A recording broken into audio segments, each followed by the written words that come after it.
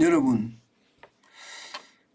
2주택자의 보유세 진짜 많이 줍니다. 49.82%니까 절반가량 줄어드는 거죠. 절반가량.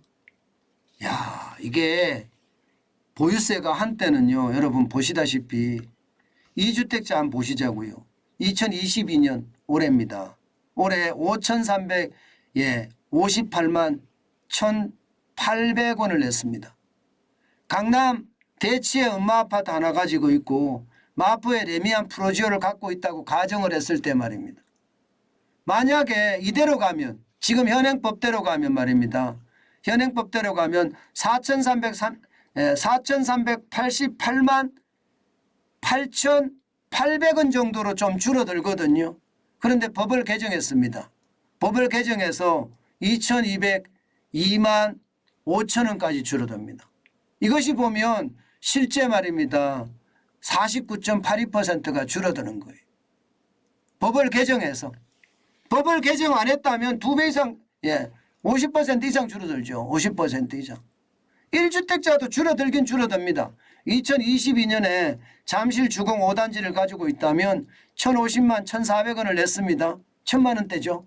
그런데 2023년 이대로 갈 경우에는 626만 7,500원을 내는데 법이 개정이 됐잖아요.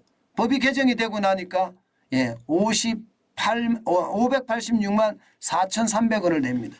많이 줄어들죠. 2022년 올해 내는 거 대비하면 또 이것도 한 절반가량 줄어든다고 봐야 되죠. 3주택자도 마찬가지입니다. 이 3주택자는요. 3주택 주택을 더했을 때 금액이 적어도 12억 이하인가요? 12억 이하야 돼야 될 겁니다. 3주택자 같은 경우는 1,003만 5,800원을 냈는데 이대로 갈 때는 642만 7,800원을 내는 것이 내년입니다. 그런데 이게 307만 8,300원으로 굉장히 낮습니다. 왜냐하면 3주택자는 대전 유성 죽동의 프로지오 세 채를 가지고 있다고 가정을 했을 때 지역이니까 낮죠. 저는 이것을 보면서 야 이게 뭐지 이런 생각을 저는 많이 했어요. 특히 말입니다. 2주택자의 세금이 올해 내는 거 5,350만 원을 냈는데 내년에는 2,202만 원을 낸다고 하니까 이렇게 되면 시장의 어떤 분위기가 좀 달라지지 않겠느냐. 그대로 간다고 하더라도 4,388만 원에서 2,202만 원으로 줄어드니까 시장의 분위기는 굉장히 달라진다 이렇게 생각을 합니다. 지금 분명한 것은요. 3주택자 같은 경우 12억이 맞네요. 12억이 맞고요. 공시가격으로는 약 24억 원 정도 됩니다. 24억 원 정도. 세 주택을 합쳤을 때 가격을 24억 정도 된다고 봐야 됩니다. 그랬을 때 307만 8,300원이 된다는 그런 이야기입니다. 자, 이렇게 되면 여러분 거래가 어떻게 될까요? 저는 거래가 금매 중심으로 거래가 일어날 것 같아요. 금매 중심으로. 지금 거래량이 굉장히 떨어져 있는데 거의 역대 최악이잖아요. 거래 빙하기라고 이야기하잖아요. 이 빙하기가 좀 나아지지 않을까 이런 생각을 합니다. 거래가 좀 늘어나지 않겠느냐 이런 생각 말입니다. 저는 분명히 그럴 수 있다고 생각을 해요. 돈 있는 사람들 입장에서는요. 이게 뭐 다주택자의 기준 자체가 문재인 정부 때는 2주택자 이상이 다주택자였는데 윤석열 정부는 3주택자 이상이 다주택자가 되잖아요. 게다가 3주택조 공시가격으로 따졌을 때 합계가 12억 이하면 이게 또 다주택자가 아닙니다. 다주택자가 아닙니다. 그런 것을 감안하면 이거 뭐 시장의 분위기에 따라서 사는 사람들 나타날 수밖에 없다 그렇게 생각을 합니다. 1주택자에 대해서도 말입니다. 많이 줄어들긴 줄어들어요. 이게 보유세 다 합쳐보자고요. 재산세하고 종합부동산세를 보유세라고 이야기할 수 있는데 만약에 잠실 주공 5단지 82제곱미터를 가지고 있다면 내 혼자 가지고 있으면 586만 4,300원을 내야 됩니다. 그런데 공동명의 부부 공동명의다 그러면 433만 9,700원을 냅니다. 다시 말해서 종합부동산세는 내지 않습니다. 142만 4,600원은 내지 않는다고요. 왜냐하면 아무래도 이게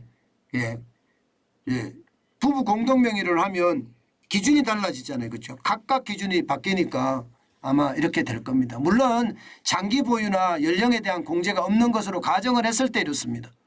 근데 많이 줄어드는 건 줄어듭니다. 이것이 결국은 시장의 분위기를 좀 전환시키지 않겠느냐 하는 게 지금 시장의 어떤 예상입니다. 제가 여러분들에게 임장을 하시라 그렇게 말씀을 드렸죠. 그러니까 또 어떤 분들은 투기 조장한다 저에게 그런 이야기를 하는데 제가 뭐 투기 조장할 이유가 뭐가 있겠습니까? 또 그렇게 할 생각도 없습니다. 뭐 영끌 오적이라고 해서 집사라 했던 사람들 그야말로 뭐 영끌 오적이라고 이야기할 정도로 최악으로 가고 있잖아요. 저는 그런 측면에서 말씀드리는 것이 아니라 시장의 분위기 측면에서 말씀을 드리는 거예요. 분명히 돈 있는 사람들은 이자가 부담이 될 거예요. 이자가 부담이 되긴 하겠지만 돈 있는 사람들 입장에서는 이자 부담이 없잖아요. 그렇기 때문에 거래가 일어날 수 있다. 제가 그렇게 말씀을 드리는 겁니다. 게다가 시장은요 여러분 지속적으로 시장을 임장을 해봐야 돼요. 그래야지 시장의 분위기도 깨달을 수 있고 그 시장의 분위기를 깨달을 수 있을 때 내가 집을 살 때는 살 수가 있습니다. 이게 말입니다. 갑자기 오늘 나 집 살래 이렇게 생각하고 내가 좋아하는 곳 내가 사는 곳에 가서 집을 가격을 보면 덥석 살 수 있는 사람이 그렇게 많지가 않습니다. 내가 가고 싶은 곳을 계속 가봐야 됩니다. 그리고 거기에 있는 부동산에 계시는 분들하고도 친해놔야 되고요. 그러면서 급매물이 나왔을 때 이 가격이면 난 사겠어 하고 덥석 물을 수 있는 가격이 된다면 사야 되는 거죠. 저는 사야 된다고 생각해요. 물론 이제 자기 결정을 해야 되겠죠. 아마 규제가 어디까지 해제가 될지 모르지만 시장의 거래는 좀 일어날 겁니다. 분명히 거래는 조금 일어날 거예요. 그렇지만 여전히 이자가 높기 때문에 이게 거래가 활성화된다. 뭐 그렇게까지 가기는 좀 힘들지 않겠나. 저는 그렇게 봅니다. 어쨌든 제일 중요한 게 2주택자의 지금 세금이 절반 정도로 줄어든다. 이것이 핵심이고요. 3주택자도 더했을 때 공시지가 기준으로 12억이 안 되면 굉장히 세금이 싸다. 그렇기 때문에 많은 사람들이 고민을 할 수밖에 없겠구나. 그 생각 오늘 다시 한번 해봅니다. 저에게 투기 조장한다고 이야기하지 마시고요. 실제 현실을 가지고 제가 이야기하는 겁니다. 저는 집을 뭐 수십 채 사고 이런 거는 저는 관심도 없고요. 단지 저는 제가 사는 집이 있기 때문에 뭐 제가 아직 집을 살 수 있는 여력이 안 되니까 아이들이 뭐 벌어서 아이들 집을 살 때 도와줄 수는 있겠다. 뭐 그 정도 생각 정도가 저거든요. 도와줄 수는 있겠다. 많이 도와주지도 못합니다. 조금 도와줄 수 있겠죠. 뭐 그 정도니까 여러분 제가 뭐 투기 주장하고는 전혀 상관없다는 말씀을 다시 한번 드리면서 시장을 냉철하게 뚫어져게 봐라. 그 말씀 다시 한번 올립니다.